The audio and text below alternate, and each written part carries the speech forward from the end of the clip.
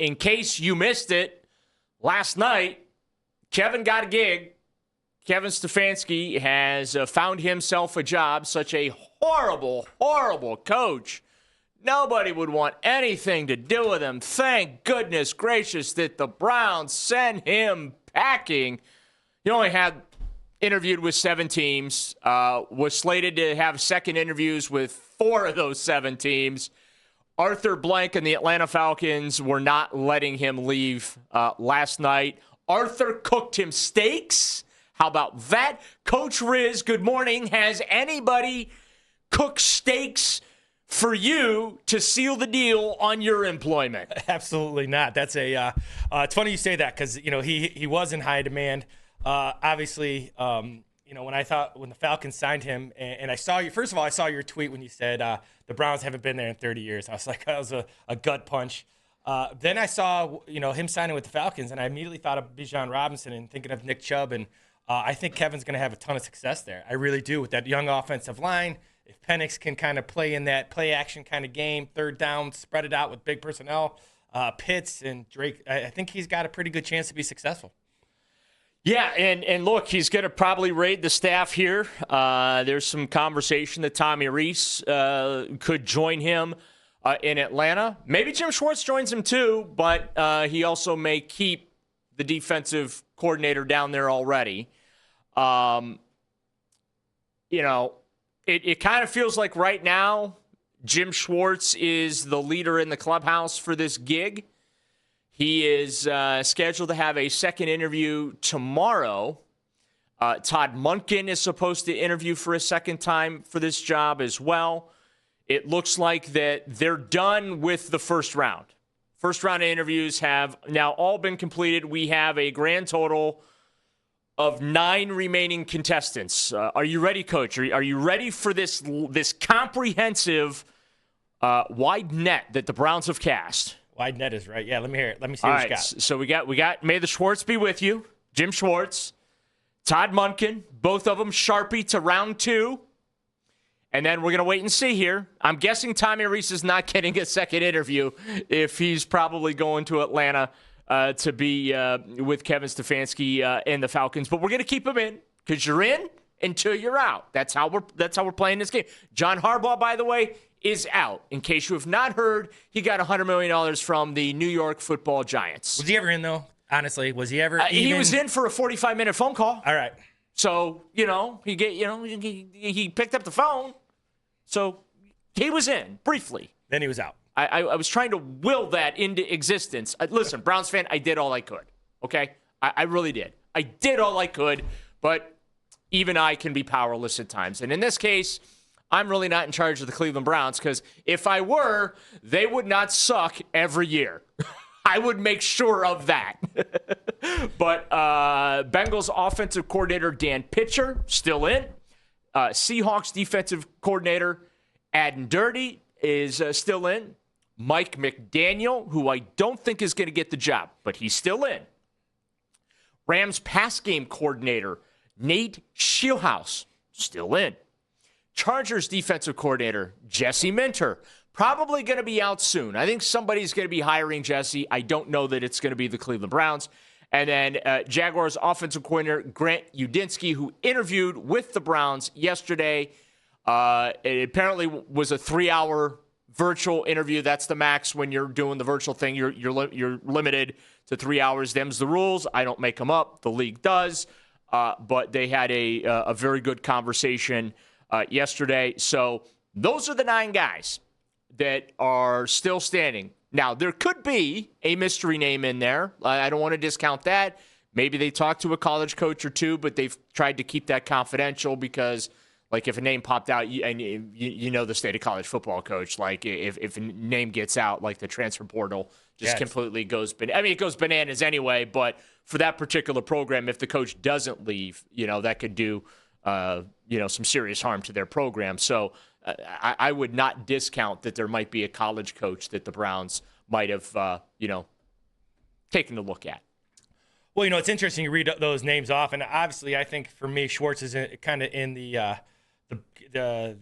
front seat there, right? Because of the idea when you look at this, the Browns have struggled so much on offense and special teams.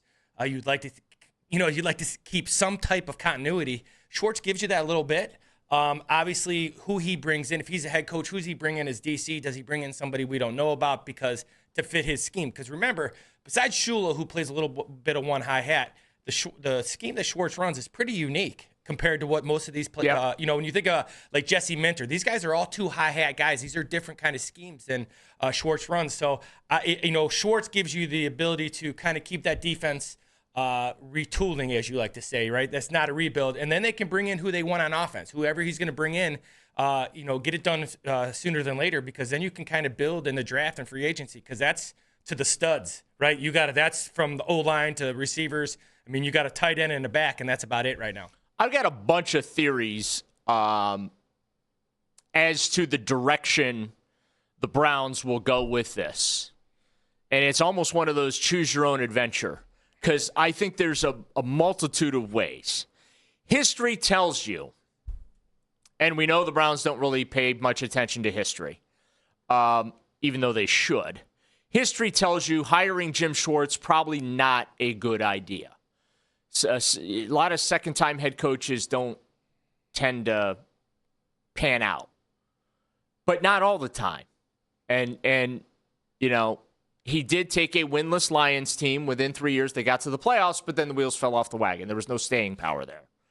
And he was like 29-51, something like that, in his time in Detroit, which makes him a Browns head coach already, because, well, that's usually what we get for most Browns head coaches. But there is the theory, hey, and you heard in the open there, Denzel Ward and Grant Delpit praising Jim, saying he'd make for a fine head coach here in Cleveland. I'm also of the mind that, I really don't care if the players like the coach or not. I don't. You're there to work. He's there to work. You're there to do what you're told to do, and that's just the way she goes. I don't care if you like the coach or not, but it does speak to the work that he's done here, that the players during locker cleanout were, providing plenty of references. Well, when you think about when they say that Jim Schwartz is a player's coach, when I think of a player's coach, I don't think about a guy they'd like. I think about a guy who maximizes their talent, which then in turn maximizes their money-making ability, right? Yep. So that's what it really comes down to. It doesn't really come down to, I like this guy, he treats me well. These are all grown men. As you say, they got a job to do this. They're going to work. For me, guys like Denzel Ward, he likes Jim Schwartz because he gets to be in man coverage. That's what he excels in, right? And, a guy like Devin Bush and all these guys are talking to, the scheme that he's running right now really fits them. If I'm Devin Bush, I'm hoping he doesn't go anywhere, or wherever he goes, I go, because you saw what Devin Bush can do in this scheme. So, I'm with you. It doesn't really, when people say I like the coach or respect the coach, that really has nothing to do with it. There's a respect factor there, but it comes down to, can this guy get the most out of me? That's what players like. That's one theory, is you go ahead and promote Schwartz, and then you hire one of these young offensive coordinators that maybe don't have the authority where they currently are at to call plays and really put their stamp on things. Nate Scheelhaase, that would be a promotion for him. He's the pass game specialist with the Rams. You could bring him here and make him the offensive coordinator, and I don't know, groom him a little bit to be Jim Schwartz's eventual replacement, because there is a thought that some of these guys, they're young, they're going to be NFL head coaches, but they're not there just yet. You could say the same thing, I think, about Dan Pitcher in Cincinnati. Yeah, he's the offensive coordinator, but he's the Alex Van Pelt of the Bengals. He doesn't call plays. Helps with the game plan. And we're going to get some intel on Dan Pitcher from our friend James Rapine, who covers the Bengals down in Cincinnati, because I do believe he's in the Final Four. My Final Four, I'm going to give that to you here in a little bit this morning. I think that this thing's going to be pared down to 4 or 5 guys, and I'm going to pare it down to 4, because the only reason it's 5 is because Todd Monken's getting a second interview. And again, I'm not convinced that that's to be the actual head coach of this team. I think there's a chance They bring him back to be the offensive coordinator. But you could probably do that, with a couple of these young guys. Make them the OC, let them put the offense together, allow them the control that maybe they don't have where they are now, and then, Schwartz is your bridge head coach. Could the Browns be doing considering a bridge head coach situation? I asked the question Friday when I was filling in on Baskin and Phelps. I was in with Jeff Phelps. I asked the question, does the next Browns head coach make it to the Dome? I'm going to ask you that.